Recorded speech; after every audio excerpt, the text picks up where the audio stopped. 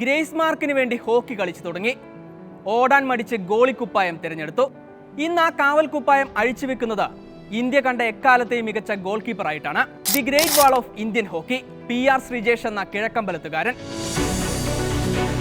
1980 Moscow ഒളിമ്പിക്സിൽ സ്വർണം നേടിയ ശേഷം ഇന്ത്യൻ ഹോക്കി തിരിച്ചുവരവിനായി കാത്തിരുന്നത് 41 വർഷം. 2020 ടോക്കിയോ ഒളിമ്പിക് ഹോക്കിയിൽ ഇന്ത്യ വെങ്കല മെഡൽ അണിഞ്ഞപ്പോഴും 2024 പാരീസ് ഒളിമ്പിക്സിൽ അത് ആവർത്തിച്ചപ്പോഴും ഇന്ത്യയുടെ ഗോൾവല കാത്ത് ആ കാവൽക്കാരനുണ്ടായിരുന്നു. ഹോക്കിയിൽ ഇന്ത്യക്ക് തുടർച്ചയായി 2 വെങ്കലം സമ്മാനിച്ചാണ് അയാൾ ആ കാവൽ കുപ്പായം അഴിക്കുന്നത്. ഹോക്കിക്ക് അത്ര വേരോട്ടമില്ലാത്ത കേരളത്തിൽ നിന്നാണ് ശ്രീജേഷ് ലോകത്തോളം വളർന്നത്.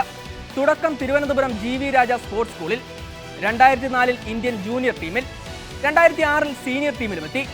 2011 ഏഷ്യൻ ചാമ്പ്യൻസ് ട്രോഫിയിലും 2014 ഏഷ്യൻ ഗെയിംസിലും ഇന്ത്യയെ ചാമ്പ്യന്മാരാക്കിയതിൽ ശ്രീജേഷ് വഹിച്ച പങ്ക് വലുതായിരുന്നു. 4 ഒളിമ്പിക്സിൽ കളിക്കുന്ന ആദ്യ ഇന്ത്യൻ ഗോൾ കീപ്പർ എന്ന റെക്കോർഡും ശ്രീജേഷിന്റെ പേരിലുണ്ട്. ലോകത്തിലെ ഏറ്റവും മികച്ച ഗോൾ കീപ്പറായി 2 തവണ തിരഞ്ഞെടുക്കപ്പെട്ടു. രാജ്യം അർജുനയും പത്മശ്രീയും ഖേൽരത്നയും നൽകി ആദരിച്ചു. പാരീസ് ഒളിമ്പിക്സിൽ ശ്രീജേഷ് എന്ന കാവലാൾ അവസാന മത്സരം വരെ തടഞ്ഞിട്ടത് ഗോളാകാമായിരുന്ന 50ഓളം ഷോട്ടുകളാണ്.